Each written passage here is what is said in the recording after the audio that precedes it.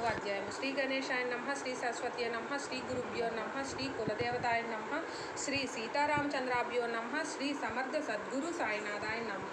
గత అధ్యాయంలో విభూది మహిమ యథార్థంగా చెప్పబడింది. ఈ అధ్యాయంలో కూడా విభూది యొక్క గుణాలను, లక్షణాలను వర్ణిస్తాను.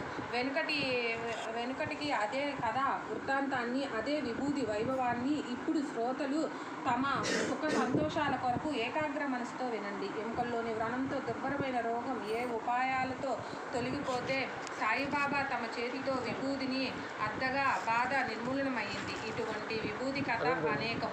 శ్రోతలు మచ్చుకు ఒకటి చెబుతాను.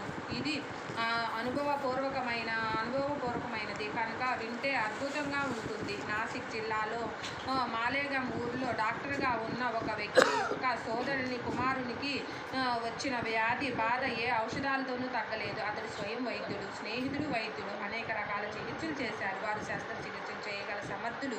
వారు ఎంతో అనుభవం ఉన్న వారైనా వారి బుద్ధికి ఏం తోచలేదు. ఎముకల్లో వ్రణం అనే జబ్బు, ఆ పదం అపభ్రంశమై ఎముకల వ్రణం అని పేరు మార్పు చెందినది.